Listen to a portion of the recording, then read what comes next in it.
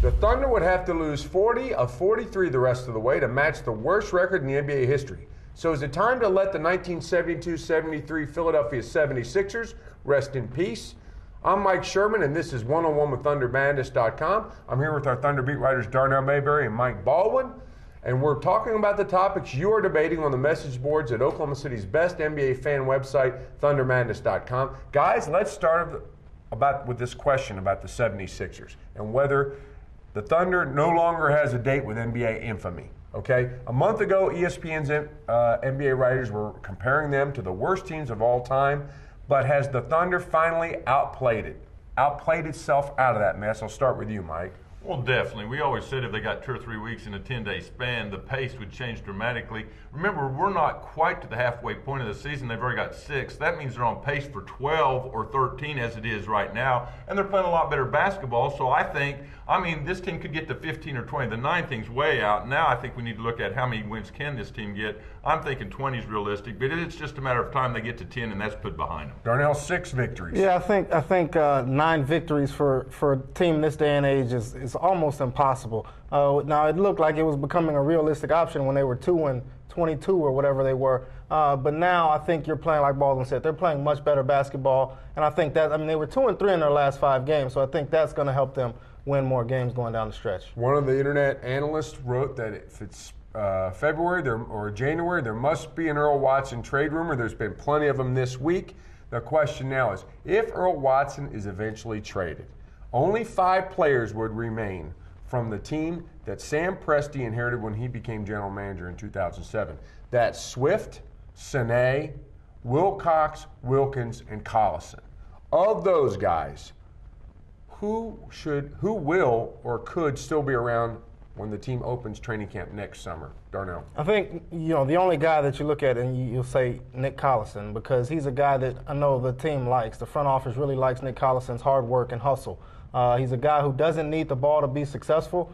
He does the little things. He gets on the floor for loose balls. He rebounds. He defends. And he's a professional.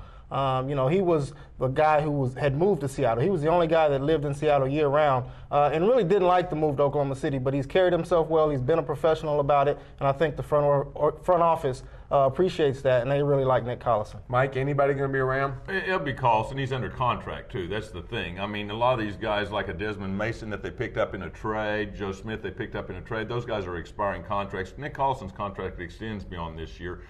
Swift, an outside chance. He shows flashes, but he's always hurt. But they only signed him to a short deal. I would say Nick Collison's probably the only one. And that's pretty amazing when you think that just 2 years ago, here's the team Presti inherits.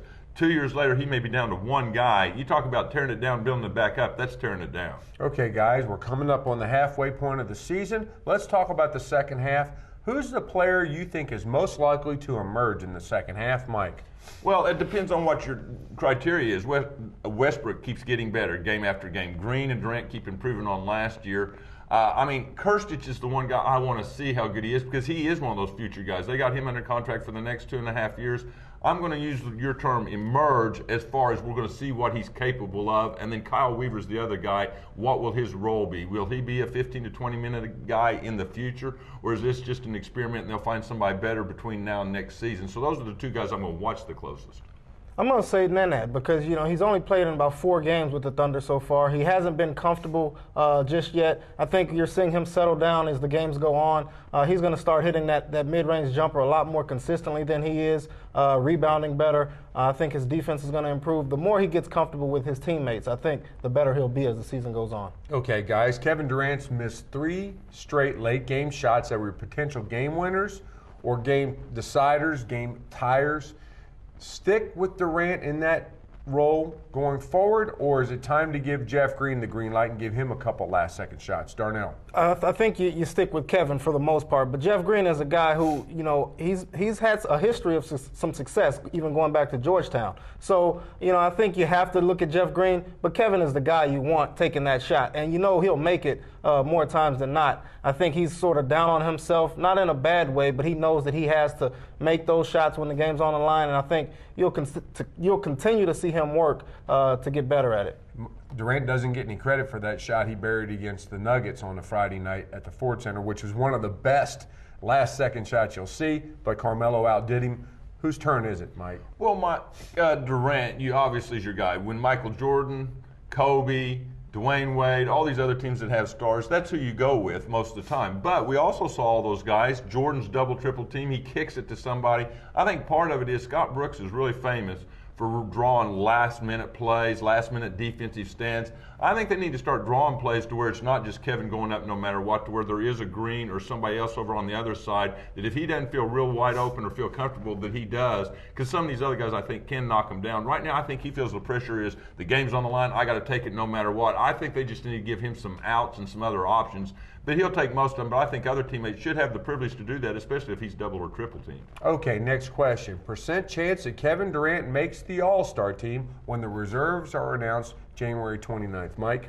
5%, and that's more of a Carmelo Anthony type that gets injured and maybe needs to be replaced. When you look at all the candidates in there, they're pretty deep. He's third in the West in scoring, so arguably his stats are good enough to make it. But like he said, and others around the league often say, if you're on the worst team in the league, you're bypassing playoff teams who have some candidates sometimes that probably deserve to go ahead of you. I mean, when you get into both a West and a Chris Paul at New Orleans, they deserve to. And you go down the list, all of a sudden those 12 spots fill up pretty fast. His numbers are good enough, but if he makes it, it'll be because of an injury. I say it's pretty slim right now. 3.4%. That's low. 3.4%. That's his number. 3.4%. I like it. I mean, you got Tim Duncan, Amari Stoudemire, David West, Pau Gasol. You got a lot of forwards in the Western Conference who just Carmelo Anthony. Kevin Durant does really, he doesn't stand a chance to make the team because the West is just so loaded with forwards. Not many shooting guards, though, amazingly, but we'll see how that works out. Percent chance that Russell Westbrook wins the Rookie of the Year award. Darnell? I'm going to go higher. I'm going to say 25.5%. Derrick Rose he's been impressive. He started off better than he's playing now. The fact that the Bulls have the most wins out of the three front runners, O.J. Mayo, Derrick Rose, and Russell Westbrook, I think that helps Derrick Rose. But Memphis is a team that's not really, winning right now. And Russell Westbrook is a guy whose team is not that much worse than Memphis. So I think you have to put Russell Westbrook and O.J. Mayo in the same sort of category. O.J. is a better scorer, but Russell's doing things sort of across the board. So I think that's going to help him. Mike? Well, I ranked the top 5 for all the awards, MVP, Rookie of the Year, all that, and I had Russell 4th. I think he's got too much ground to make up on Mayo and then Rose. Mayo's the leader right now in the clubhouse. He's scoring better. He's the guy to beat right now. I don't think the wins and losses matter as much for Rookie of the Year. Kevin Durant won it last year with 20 wins. You see that won a lot of times. You don't have to necessarily carry your team to the playoffs because Rookie of the Years are a little different as far as their roles on certain teams.